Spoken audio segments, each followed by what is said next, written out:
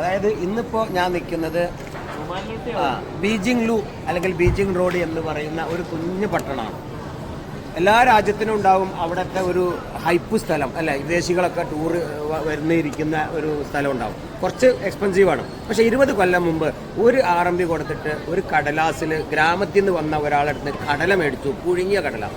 പാവം ഒരു ജാക്കറ്റ് ഇട്ടിട്ടുണ്ട്, ഒരു തൊപ്പി വെച്ചിട്ടുണ്ട്, ചെറിയൊരു വള്ളിക്കോട്ടയിലാണ് അത് വിൽക്കുന്നത്. ഈ സ്ട്രീറ്റിൽ അങ്ങനെ ഇരുന്നിട്ട് വേറെ ആൾക്കാർ വിൽക്കുന്നുണ്ട്. ഇപ്പോൾ ബീജിംഗ് ലൂവിലാണ് ഞാൻ. അതിനത് കഴിഞ്ഞ് അടുത്ത ഒരു കൊല്ലം കഴിഞ്ഞ് വരുമ്പോൾ അയാളുടെ യൂണിഫോമൊക്കെ മാറിയിട്ടുണ്ട്. അയാൾ ആ കൊട്ടയൊക്കെ കളർ പെയിൻ്റ് അടിച്ചേക്കണം, പേപ്പറിന് പകരം കവറാക്കണം. ₹1 ഒരു RMBക്ക് വരെ 2 RMB, ഇരട്ടി പൈസയായി. അവരുടെ ബിസിനസ്സിൻ്റെ ആ വോള്യാണ് അതിൻ്റെ ഗ്രോത്താണ് ഞാൻ മനസ്സിലാക്കിയത്. 100% പ്രോഫിറ്റാണ് അവരിപ്പോൾ നേടിയിട്ടുള്ളത്. തീർന്നില്ല, കൊല്ലം ഒന്നും കൂടി കഴിഞ്ഞപ്പോൾ വീണ്ടും മാറി. അയാൾ അവർ ടേബിളൊക്കെ വെച്ച് കളർഫുൾ ടേബിൾ, ടെൻ്റൊക്കെ കെട്ടിയിട്ടുണ്ട്. ആ ടെൻറ്റിൻ്റെ അകത്തിരുന്നിട്ടാണ് കച്ചവടം ചെയ്യുന്നത്. അപ്പോൾ അയാളുടെ യൂണിഫോം മാറി, ബോർഡിൻ്റെ പേരും ഒരു ബ്രാൻഡായിട്ടുണ്ട്. ഒരു കടയല്ല, 2-3 കടകളായിട്ടുണ്ട്. മിഠായിയുടെ വില അല്ല, കടലൻ്റെ വില ₹5 5 RMB. എത്രത്തോളം ഡിഫറൻ്റ് ആണ് നോക്കണം. ഒരു ഗ്രാമീണർക്ക് വരെ വിജയിക്കാൻ സാധിക്കുമെന്നാണ്. തീർന്നിട്ടില്ല കേട്ടോ. വീണ്ടും അടുത്ത പ്രാവശ്യം വന്നപ്പോൾ അതൊക്കെ കടലമിഠായി മാറിയിട്ടുണ്ട്. ലൈവായിട്ട് കടലമിഠായി ഉണ്ടാക്കി കൊടുക്കണം, പൊളിച്ചിട്ട് ലൈവായിട്ട് ചൂടോടെ ചക്കര ചേർത്ത് പഞ്ചസാര ചേർത്ത് ഡിഫറൻ്റ് ആയ മസാല ടേസ്റ്റുള്ള മിഠായികൾ ഇങ്ങനെ കൊടുക്കണം. 10 RMB 15 RMBക്ക് ₹1 കടല അതിൻ്റെ അകത്തുള്ളൂ. 10 പൈസ പഞ്ചസാരയും ചേർത്തിട്ടുണ്ടാവും. മൂല്യം എവിടെ എത്തി? അപ്പോൾ അവർ പോലും രക്ഷപ്പെട്ടു. അവർ കമ്പനിയായി. ഒരു 4-5 കൊല്ലം, ഒരു 10 കൊല്ലം കൊണ്ട് ആയപ്പോഴേക്കിന് ഈ ഒരു സ്ട്രീറ്റിൻ്റെ ലെവൽ മൊത്തം മാറി. മൊത്തം ബ്രാൻഡഡ് ഷോപ്പുകളുടെ നിരയായി. അവരോട് ചോദിച്ചു, എന്താണിത്? ഞങ്ങൾക്കിപ്പോൾ ചൈനയിൽ 1000-ഓളം ഷോപ്പുകളുണ്ട്. ചില ബ്രാൻഡ് പറയാം 100 കണക്കിൽ ഷോപ്പുകൾ ഞങ്ങൾക്കുണ്ട്. ഞങ്ങളിപ്പോൾ ₹50 അത് വിൽക്കുക. 50 RMBക്ക് ആ കടല മിഠായി ഇവിടുന്ന് മേടിച്ചാൽ കൊണ്ടുപോയിട്ടുണ്ട്. ഒരു RMB 50 RMB എത്ര പെർസെൻറ്റേജ് എനിക്ക് പറയാൻ പറ്റുന്നില്ല. എങ്ങനെയാണ് ഈ നിലവാരത്തിലെത്തിയത്? 20 കൊല്ലം കൊണ്ട്. അതാണ് ചൈനയുടെ വളർച്ച. നമ്മുടെ രാജ്യത്തും ഇതുപോലെ ഒരുപാട് അവസരങ്ങളുണ്ട്. ഇതുപോലെ ചിന്തിക്കുന്നവർക്ക് ഒത്തിരി അവസരം നമ്മുടെ നാട്ടിലുണ്ട്. കാണാൻ നമുക്കിന്ന് ചൈനയിലെ ബീജിംഗ് ലൂ സ്ട്രീറ്റിലൂടെയുള്ള കാഴ്ച. അപ്പോൾ ഈ കാണുന്നതാണ്, ഇവിടെ വേറെയുണ്ട്, അപ്പുറത്തൊക്കെ കാണും. ചൈനയിലെ അക്കാലത്ത് 2000-ഓളം വർഷം ഇവിടെ ഉണ്ടാവും. AD എത്രയാണത്? 960 to 1279. 960 മുതൽ ഉള്ള പിന്നെ ഒരു പട്ടണം. ഓരോന്നും എടുത്ത് 1368. അത് ആ പാർട്സുകളൊക്കെ കൂടി കൊണ്ടുവന്നിട്ട് വീണ്ടും അവർ റീക്രിയേറ്റ് ചെയ്ത്.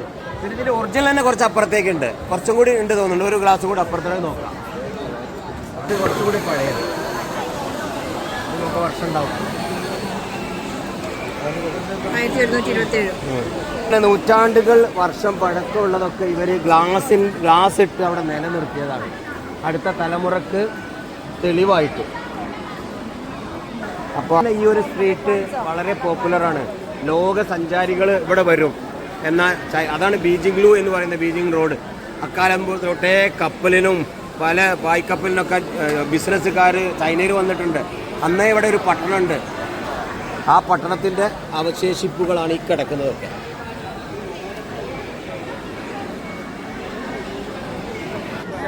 ഇവിടുത്തെ ഒരു നിലവാരമുള്ള ഒരു ആളാണ്.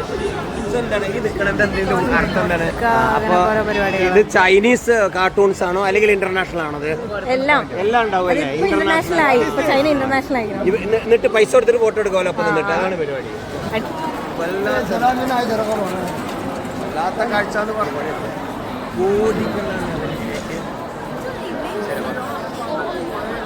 പഴയ കാലത്ത് തന്നെ അവർ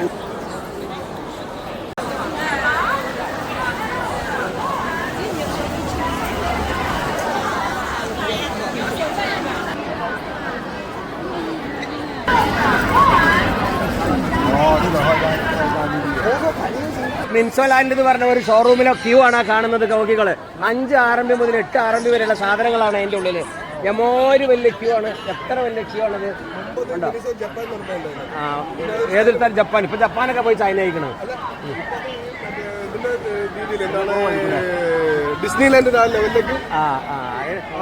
ഒരുപാട് സംഭവം ഉണ്ട്. ടോയ്സും കാര്യങ്ങളൊക്കെ. മാക്സിമം 8 RMB ഉള്ള അവിടെ മാക്സിമം ഒന്നുമല്ലല്ലോ, 5 to 8 വലുതുണ്ടാവും. പക്ഷെ ആ ഒരു പേര് പർച്ചേസിങ്ങിന് ഷോപ്പിങ്ങിന് നടത്താം. പക്ഷെ അതിന് എത്തണമെങ്കിൽ വലിയ പാടാണ് അല്ലേ? ഇല്ല, ഇപ്പൊ ക്യൂ കുറഞ്ഞല്ലോ. അല്ലല്ലോ, അതോ വലിയ ക്യൂ ആണ് അവിടെ, വലിയ ക്യൂ ഉണ്ട്.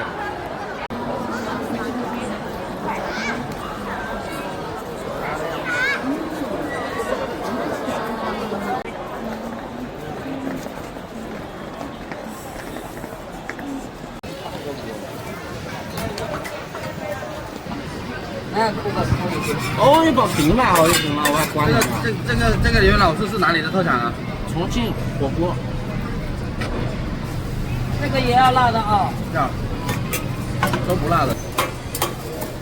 这个趁热好脆脆的好吃啊，不要。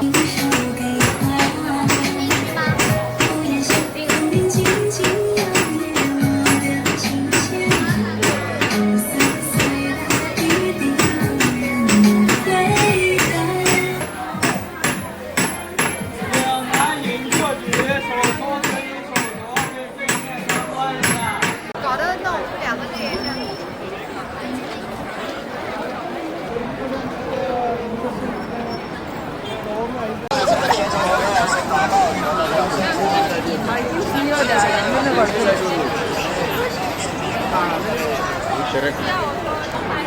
Wow, that's nice. That looks like.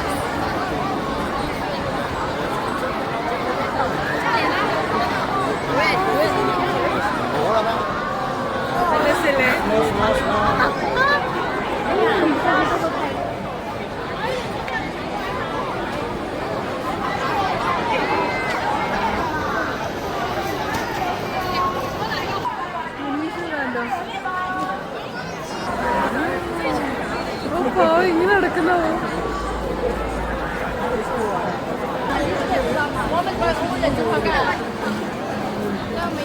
Lottery ഒരു 6, 4 അല്ലെങ്കിൽ ആ സൈസിലൊക്കെ മതി ശരിക്കും.